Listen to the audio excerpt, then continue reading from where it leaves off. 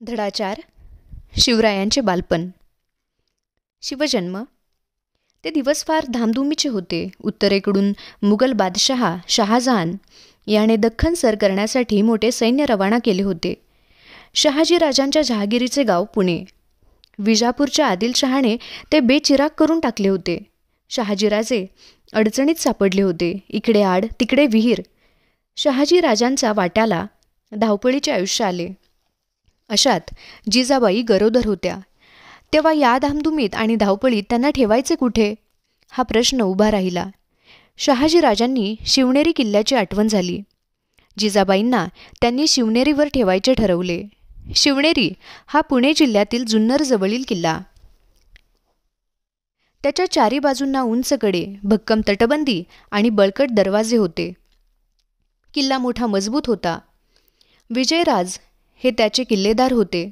ते भोसल्यांच्या नात्यातलेच होते. जिजाबाईंच्या रक्षणाची जबाबदारी त्यांनी स्वीकारली. तेव्हा शहाजीराजांनी जिजाबाईंना शिवनेरीवर ठेवले व ते मुघलांवर चालून गेले. आणि तो सोन्याचा दिवस उजाडला. फाल्गुन वद्य तृतीया शके 1551 म्हणजेच इंग्रजी वर्षाप्रमाणे 19 फेब्रुवारी 1630. शिवनेरीच्या नगारखान्यात सनई चौघडा वाजत होता. अशा मंगल क्षणी जिजाबाईंच्या पोटी पुत्र जन्मला. किल्ल्यावर आनंदी आनंद झाला. बाळाचे बारसे झाले. शिवनेरी किल्ल्यावर जन्म झाला म्हणून बाळाचे नाव शिवाजी ठेवले. शिवरायांचे बालपण. शिवरायांच्या वयाची पहिली 6 वर्षे फार धावपळीत गेली. पण या धावपळीतही जिजाबाईंनी शिवरायांना उत्तम शिक्षण दिले.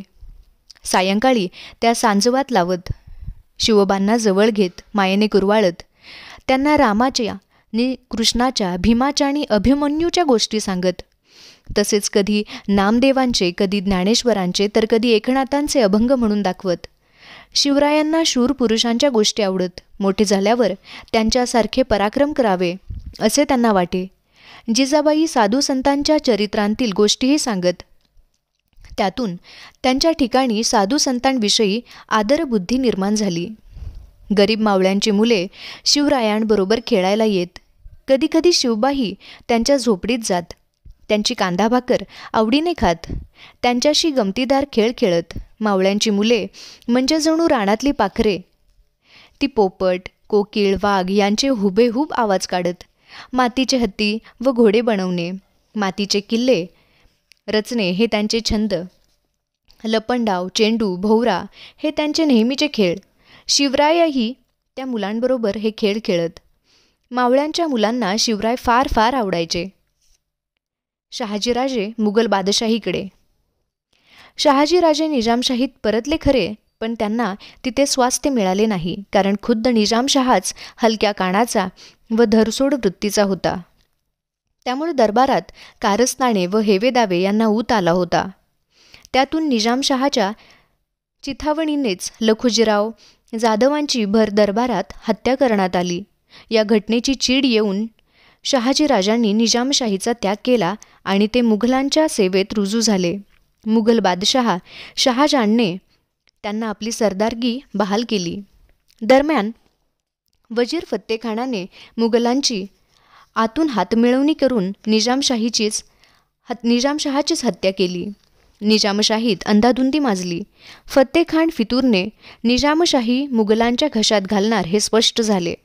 एवढेच नव्हे तर त्याची बक्षिसी म्हणून शहाजीराजांचा ताब्यात असणारा मुलूक मुघलांनी त्याला परस्पर देऊन टाकला. तेव्हा शहाजीराजांनी संतापून मुघलांची बाजू सोडली आणि आपल्या सामर्थ्याच्या जोरावर मुघलांना धडा शिकविण्याचा निश्चय केला. नव्या निजामशाहीची स्थापना. वजीर फत्तेखानास व मुघल बादशहास शह देण्यासाठी शहाजीराजांनी निजामाच्या वंशातील एक मूल शोधून काढले आणि जुन्नर जवळच्या पेमगिरी किल्ल्यावर त्याला निजामशहा म्हणून जाहीर केले. अशा प्रकारे त्यांनी एक नवे राज्य स्थापन केले. या राज्यात गोदावरी ते नीरा या दरम्यानचा प्रदेश मोडत होता. आपल्या या राज्याचे संरक्षण करण्यासाठी शहाजीराजे मोठ्या शर्थीने लढले.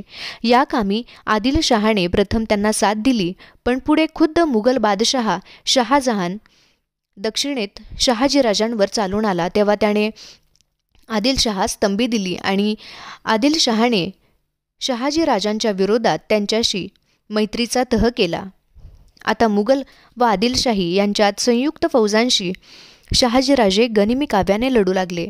परंतु एकटे शहाजीराजे त्यांच्याशी किती दिवस लढणार? त्यांची शक्ती अपुरी पडू लागली.